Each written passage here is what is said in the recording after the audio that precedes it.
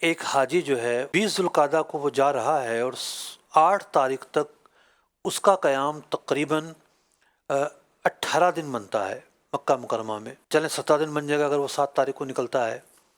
تو یہ شخص جو ہے وہ مقیم ہو گیا. مینا جانے سے پہلے جو مقیم ہے وہ مینا میں بھی مقیم رہے گا. اب مثال کے طور پر ایک حاجی جاتا ہے 24 ذوالقعدہ کو، 6 دن اس کو یہاں سے ملے اور اس کے بعد 7 دن آگے مل گئے، کتنے ہو گئے 13 دن.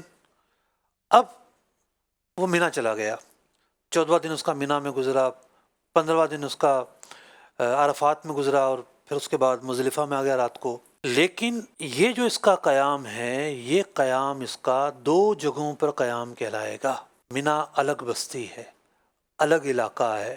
اس قیام کو 2 حصوں میں توڑ کر دیکھنا ضروری ہے. تو اگر مینا جانے سے پہلے 15 دن بن رہے ہیں تو مقیم ہو جائے گا. مینا کو ساتھ ملا کر دیکھیں اور 15 دن بنتے ہوں تو پھر یہ دیکھا جائے گا کہ مینا جانے سے پہلے اس نے کتنے دن رکنا ہے. 15 دن سے کم رکنا ہے تو یہ مسافر ہی کہلائے گا. اب مینا کے بعد جب مکہ آنا ہے تو پھر دیکھیں گے اگر تو یہ مقیم رہا مینا اور اس میں تو مقیم ہی ہے بعد میں بھی. اور اگر یہ مسافر تھا لیکن بعد میں جب اس کا قیام ہے، حاجی چونکہ 40 دن رکتا ہے عام طور پر وہاں پر، بعد میں اس نے 16 دن رکنا ہے تو ٹھیک ہے، جب بعد میں آئے گا تو یہ مقیم بن جائے گا. اب پوری نمازیں پڑھے گا.